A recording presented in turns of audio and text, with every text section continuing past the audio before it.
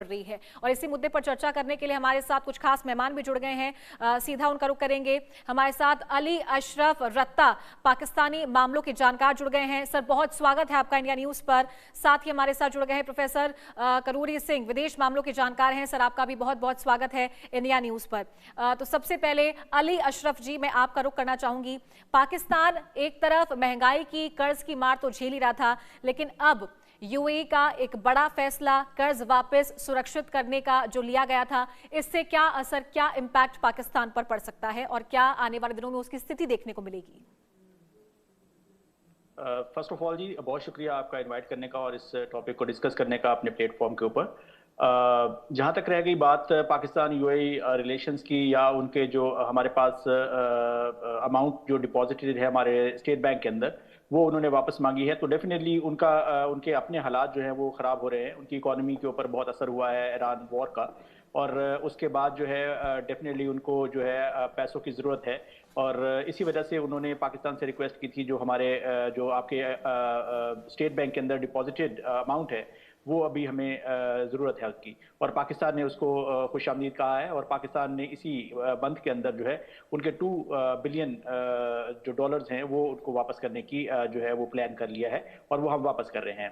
जहाँ तक रहेगी बात इकोनॉमिकल, जो आपने बात की है कि प्राइसेस हाइक हुई हैं, पेट्रोलियम प्राइसेस की बात कर रही हैं आप, तो ये एक वर्ल्ड वाइड फेनोमेना है। ये सिर्फ पाकिस्तान में नहीं हुआ है, रीजन के तकरीबन तमाम मुल्कों में, इवन इंडिया के अंदर जो है वो एलपीजी का शॉर्टेज इस कदर ज्यादा है कि लोग लाइनों में खड़े हैं और एलपीजी नहीं मिल रही है। और पिछले 1 महीने के अंदर जो है आपको पता है कि कमर्शियल सिलेंडर की प्राइसेस जो है वो कितनी हाइक हुई है इंडिया के अंदर। तो ये सिर्फ पाकिस्तान का मसला नहीं है, ये रीजन का मसला है। और दूसरी तरफ जो बात है कि आईएमएफ का प्रेशर है, या दूसरे जो कंट्रीज हैं, जो वर्ल्ड पावर्स हैं, उनका प्रेशर है, तो डेफिनेटली वो होता है जब आप एफर्ट करते हैं कि बड़ी ताकतों को किसी टेबल पे लाने के लिए और उनको पीस प्रोसेस में शामिल करने के लिए या उनको कन्विंस करने के लिए, तो आपको उसकी प्राइस भी पे करना पड़ती है। तो डेफिनेटली पाकिस्तान वो प्राइस पे कर रहा है। और लेकिन हम एज अ स्टेट मेरा ख्याल है कि ये कोशिश जारी रखेंगे कि रीजन के अंदर पीस होना चाहिए। जंग किसी के मफाद में नहीं है, ना वो पाकिस्तान के मफाद में है, ना वो ईरान के मफाद में है, ना वो गल्फ कंट्रीज के मफाद में है, और ना ही इवन यूएस और इसराइल के मफाद में है। मेरा ख्याल में कि आप जो भी एनालिस्ट या जो भी स्ट्रेटेजिक एनालिस्ट है वो इस बात को अच्छे से समझ सकता है कि अमेरिका का बहुत बड़ा लॉस हुआ है, जो गुडविल का लॉस है, क्योंकि उसकी जो सारी इकोनॉमी है, या उसका डॉलर है, या उसका जो भरम है, वो सारा गुडविल के ऊपर खड़ा है। और अगर वो इस जंग को कंटिन्यू करता है तो उसका सबसे बड़ा लॉस होगा। वो दुनिया के अंदर अपनी जो एक पार है या अपना एक भरम है वो खो देगा। तो मेरा ख्याल है कि ये पाकिस्तान की एक बहुत अच्छी एफर्ट है कि वो तमाम जो फोर्सेस हैं, जो तमाम पार्टीज हैं, उनको जो है वो एक टेबल पे इकट्ठा करे और उनको पीस के लिए जो है एग्री करे इस बात के ऊपर। बट इजराइल जो है इसके अंदर वो एक बहुत नेगेटिव किरदार के अंदर अभी सामने आया 2 दिन पहले। आपने देखा होगा कि उन्होंने कहा कि जी हमें पाकिस्तान पे एतबार नहीं है, वो ईरान को प्रोटेक्ट कर रहा है। तो मेरा ख्याल है कि जो अमेरिकन ऑफिसर्स हैं सीआईए के, वो अभी रिसेंटली वो एक इंटरव्यू में कह रहे थे कि इजराइल जो है वो इस धरती के ऊपर जो है वो एक कैंसर की हैसियत रखता है, जिसने पूरी दुनिया के पीस को बर्बाद किया हुआ है। तो मेरा ख्याल है कि अमेरिका को इस बात को समझना चाहिए। और ट्रंप के बारे में भी कहा जा रहा है कि वो शायद इस वक्त नेतन्याहू के वो आपकी हिंदी में कहते हैं ना कि वो वश में है, तो वो इस वजह से वश में है, और वो जो है वो एक गलत डिसीजन लेके बैठ गया है और वो इस जंग में फंस गया है। तो मेरा ख्याल है कि आने वाले दिनों में जो अमेरिकन थिंक टैंक है वो भी इसके ऊपर सोचेंगे, और डेफिनेटली दुनिया के पीस के लिए काम किया जाएगा। ठीक है। प्रोफेसर करूरी सिंह जी, आपका रुख करना चाहूंगी मैं। जिस तरीके से अपना पैसा वापस मांगने का काम यहाँ पर यूएई ने किया है, और अभी जो मिडिल ईस्ट में सिचुएशन है उससे ये तो साफ तौर पर अब पता लग रहा है कि वाकई में ईरान की तरफ से हमले जो लगातार जारी हैं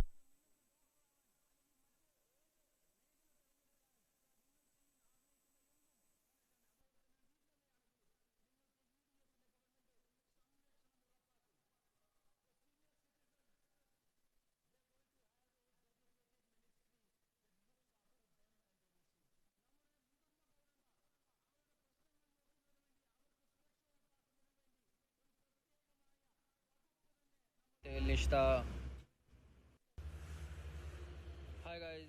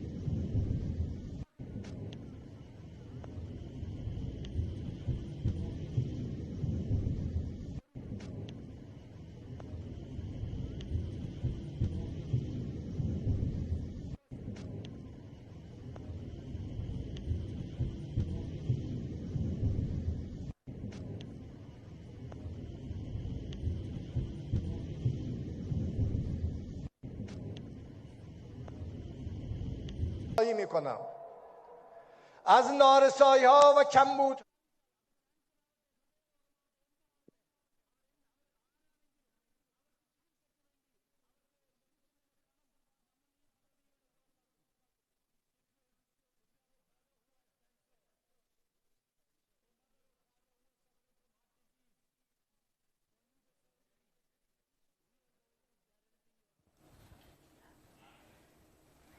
जी प्रोफेसर करोड़ी जी, क्या आप तक मेरी आवाज पहुंच पा रही है? जी आ रही है। जी जी जी, माफ कीजिएगा। सवाल मेरा आपसे ये है कि जिस तरीके से यूएई ने अपना पैसा वापस मांगा है पाकिस्तान से, मिडिल ईस्ट में सिचुएशन काफी ज्यादा गंभीर है, तो क्या ये माना जाए कि वाकई में कमजोर यहाँ पर खाड़ी देश हुए हैं, क्योंकि पाकिस्तान की स्थिति बद से बदतर है और इसी बीच ये एक और मार पाकिस्तान झेलेगा? देखिए चारू, ऐसा है कि जिस तरह का मिडिल ईस्ट में या वेस्ट एशिया में क्राइसिस है, उसके शोक पूरी दुनिया झेल रही है। एशिया ही नहीं, अफ्रीका के देश भी झेल रहे हैं, यूरोप के देश भी झेल रहे हैं और अमेरिका पे भी बहुत ज्यादा असर पड़ रहा है। बिल्कुल। और किसी भी देश की अर्थव्यवस्था का ये कोई बहुत बड़ा इंडिकेटर नहीं है कि उस पे कितना ऋण है, कितना उन्होंने उधार ले रखा है। अमेरिका पे बहुत ज्यादा ऋण है, जापान पे बहुत ऋण है। अर्थव्यवस्था की मजबूती कितनी है ये दूसरे इंडिकेटर्स पे डिपेंड करती है।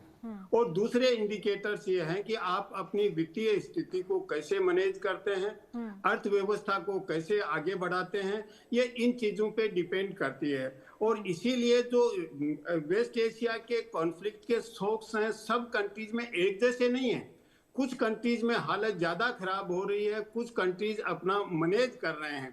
जैसे फिलीपींस में लोग सड़कों पे आ गए हैं, हो सकता है पाकिस्तान में भी सड़कों पे आए। और इंडिया में अभी स्थिति मैनेज कर रखी है। किस लिए की है कि इंडिया ने 1 लाख करोड़ का इकोनॉमिक स्टेबलाइजेशन पैकेज तैयार कर लिया है और उस पैकेज से इमीडिएट संकट नहीं आएगा। भविष्य में भारत में भी संकट आ सकता है। और केवल यही नहीं है कि अर्थव्यवस्था का संकट है, महंगाई बढ़ेगी या जनता है, आवाम है, हर देश का ये चाहता है कि हम अमन से रहें, बहबूदी से रहें। वो कभी कहीं भी किसी भी देश में जंग नहीं चाहता है, लेकिन जब जंग हो गया है तो आवाम पे सबसे पहले असर पड़ता है, नकारात्मक असर। तो अभी एक और बहुत भयंकर स्थिति बनने वाली है कि सभी देश सेना पे खर्चा बढ़ाएंगे, बहुत ज्यादा बढ़ाएंगे। तो जो जनता के विकास के हर देश में खर्च होता है वो फिर से और ज्यादा संकट बढ़ेगा। क्योंकि अगर आज युद्ध विराम हो जाता है तो भी आने वाले लगभग 6 महीने या 9 महीने तक ये स्थिति संभल नहीं पाएगी पूरी दुनिया के लिए। और अगर और ज्यादा आगे हालात बिगड़ते हैं, युद्ध विराम नहीं होता है, अमन नहीं होता है, तो दुनिया के हालात बहुत बुरे हो जाएंगे। और जो आवाम है, हो सकता है कि उसका डिसकंटेंट इतना बढ़ जाए कि दुनिया में सभी सरकारों के लिए अलग अलग देशों में बहुत बड़ी एक चुनौती खड़ी हो जाए कि कैसे मैनेज करें। क्योंकि केवल ये ऊर्जा का क्राइसिस नहीं है कि ऑयल नहीं आ रहा है, ये फर्टिलाइजर का क्राइसिस भी होगा, इंपोर्ट एक्सपोर्ट का भी होगा। देशों से एक्सपोर्ट नहीं होंगे, जैसे भारत से एक्सपोर्ट नहीं होंगे, पाकिस्तान से एक्सपोर्ट नहीं होंगे, तो दोनों देशों की अर्थव्यवस्था पे नकारात्मक प्रभाव पड़ेगा। और इसीलिए जो हम इंपोर्ट करते हैं केवल एनर्जी नहीं है, दूसरी चीजें भी इंपोर्ट करते हैं, फर्टिलाइजर भी करते हैं, पाकिस्तान भी इंपोर्ट करता है, तो सभी पे नकारात्मक प्रभाव पड़ेगा। लेकिन पाकिस्तान ऑलरेडी अफगानिस्तान से उलझा हुआ है। पाकिस्तान में बलूचिस्तान में जिस तरह का इंसर्जेंसी है या टीटीपी जिस तरह से कर रहे हैं, तो पाकिस्तान की हालत कहीं और हालात बिगड़ सकती है। क्योंकि जब अर्थव्यवस्था संकट में होती है और जब समाज में कुछ सौहार्दपूर्ण वातावरण नहीं होता है, एक तरह का इंसर्जेंसी होती है, तो वो डबल काम करती हैं, नुकसान करने को, समाज में अव्यवस्था फैलाने को। तो कहीं ये तो निश्चित है, अशरफ भाई भी मेरे से एग्री करेंगे कि पाकिस्तान की चुनौतियां भारत से कहीं ज्यादा हैं। अब पाकिस्तान मैनेज कैसे करे, मुझे नहीं लगता पाकिस्तान ने कोई इकोनॉमिक स्टेबलाइजेशन फंड तैयार किया है जिससे बिजनेसमैन को भी रिलीफ मिले, जिससे कॉमन मैन को भी, आवाम को भी रिलीफ मिले। तो आवाम को या जो बिजनेस करने वाले हैं उनको किसी न किसी तरीके का रिलीफ देना सरकार का दायित्व है, नहीं तो सरकार के लिए बहुत बड़ी चुनौती हो जाती है। तो अशरफ भाई बताएंगे कि पाकिस्तान रिलीफ देने के लिए अपने आवाम को या बिजनेस को क्या कर रही है, क्योंकि अगर यूएई अपना पैसा वापस मांग रहा तो कोई बुरा नहीं, वो पैसा लेंगे, क्योंकि उन पे भी तो बहुत बड़ा संकट आया हुआ है और उनको भी संभलने में महीनों में नहीं, उनको तो सालों लगेंगे संभलने में। जिस दिशा में वो विकास कर रहे थे वो विकास का केवल रुका ही नहीं है, वो इतना रिवर्स चला गया है कि दोबारा 28 फरवरी से पहले की स्थिति में आने में उनको कई साल लगेंगे। तो निश्चित रूप से जो वेस्ट एशिया के देश हैं वो तो सफर कर ही रहे हैं, लेकिन पूरी दुनिया सफर कर रही है चारू, इससे कैसे आ जाए। मुझे लगता है कि दुनिया की सरकारों को, देखिए आवाम कहीं भी जंग नहीं चाहता है, सरकारों को समझदारी दिखानी चाहिए, विजडम दिखानी चाहिए और एक सही तरीके से आवाम को रिलीफ देना चाहिए, उनकी बहबूदी के लिए इंतजाम करने चाहिए। ओवर चारू। बिल्कुल। अली अशरफ जी, एक छोटा सवाल है मेरा आपसे कि ये जो क्राइसिस है, फॉरेन पॉलिसीज को इसके लिए जिम्मेदार ठहराया जाए या फिर ये सिर्फ इकोनॉमिक है या फिर जो पॉलिटिकल इनस्टेबिलिटी है उसके लिए एक बड़ा कारण है? देखिए, प्रोफेसर साहब की बात से मैं बिल्कुल एग्री करता हूं कि डेफिनेटली पाकिस्तान और इंडिया की अगर हम कंपैरिजन की बात करते हैं तो इकोनॉमिकली जो है वो इंडिया हमसे ज़्यादा स्टेबल है। उसके पास जो एनर्जी सेव करने की कैपेसिटी है या उनके पास जो रिसोर्सेज हैं वो हमसे ज़्यादा हैं। बट डेफिनेटली पाकिस्तान जो है वो एक ऐसी सिचुएशन में फंस गया है जहाँ पे उसके ऊपर सिर्फ इकोनॉमिकल जो है वो प्रेशर नहीं है, उसके साथ साथ उसके पास जो रीजनल जो उसका एक किरदार है उसका भी एक प्रेशर है उसके ऊपर। और डेफिनेटली उसका जो फर्स्ट इम्पैक्ट होगा ईरान वॉर का, क्योंकि हम नेबरिंग कंट्री हैं, हम बॉर्डर शेयर करते हैं उसके साथ हंड्रेड्स ऑफ किलोमीटर का, तो उसका जो ज्यादा इम्पैक्ट आएगा वो पाकिस्तान पे आएगा। और उसको किस तरह से मैनेज करेंगे, डेफिनेटली अभी जो गवर्नमेंट्स हैं हमारी वो कोशिश कर रही हैं कि जो हमारा मिडिल मैन है या जो हमारा जो मिडिल क्लास है हमारी या लोअर मिडिल क्लास है, जो पावर्टी लाइन के पास लोग हैं, उनके लिए जो है वो कहीं ना कहीं पे उनको जो है वो रिलीफ मिल रहा है, उनके लिए पैकेजेस का अनाउंसमेंट हो रहा है और उनको जो एनर्जी में, फूड में और इस तरह जो हमारे किसान भाई हैं उनके लिए भी जो है वो पैकेजेस जो है वो अनाउंस हुए हैं। तो ये सारी जो चीजें हैं ये तो जो माइक्रो इकोनॉमिकल चीजें हैं वो तो हम कर रहे हैं। समय की कमी है, एक सवाल मैं करोड़ी जी से लेना चाहूंगी। सर, पाकिस्तान की जो इकोनॉमी है, क्या उसके लिए अब ये कहना ठीक होगा कि वो बाय डिफॉल्ट ही इस कगार पर आ गई है? तारू, मुझे कुछ सवाल पूछा है। जी करोड़ी जी, हाँ, रिपीट करो एक जी। मिनट। क्या पाकिस्तान की इकोनॉमी अब डिफॉल्ट के कगार पर आ गई है, तमाम जो सिचुएशन देखने को मिल रही है उसके आधार पर? देखिए, मैं ये तो नहीं कहूंगा कि पाकिस्तान की इकोनॉमी कोलैप्स हो रही है, पाकिस्तान का स्टेट कोलैप्स हो रहा है। एक नैरेटिव कुछ लोग बना रहे होंगे, ये तो मैं नहीं कहूंगा। पाकिस्तान एक सोवरेन इंडिपेंडेंट स्टेट है, लेकिन गवर्नमेंट को थोड़ा प्रोएक्टिव होके पाकिस्तान के आवाम को रिलीफ देने के लिए प्रयास करने चाहिए। क्योंकि मैं अभी मिडिल ईस्ट में था 2-2.5 महीने तक और वहां बहुत से पाकिस्तानी साथियों से मिला, तो पाकिस्तान की सरकार को लेके उनके दिमाग में अच्छी इमेज नहीं है।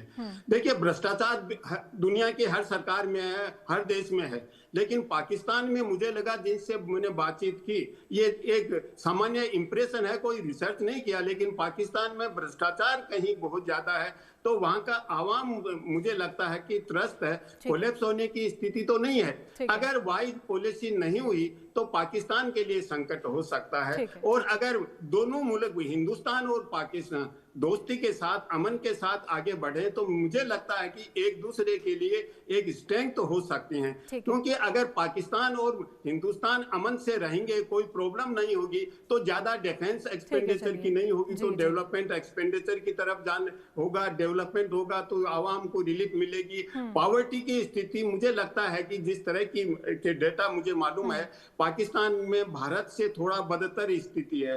तो पाकिस्तान अपनी इकोनॉमी मैनेज करना काम तो उनका है, लेकिन अगर ज्यादा अच्छा करें तो आवाम के लिए अच्छा होगा। अगर कोई भी देश, किसी का भी पड़ोसी हो, अगर वो अच्छा परफॉर्म करता है तो वो अच्छा होता है कि अगर पड़ोसी की बहबूदी है, पड़ोसी प्रोग्रेस कर रहा है तो ये तो अच्छी बात है कि भारत प्रगति कर रहा है। समय की कमी है, माफ कीजिएगा, रोकना चाहूंगी आपको। आप दोनों का बहुत बहुत शुक्रिया, अली अशरफ जी और करोड़ी सिंह जी।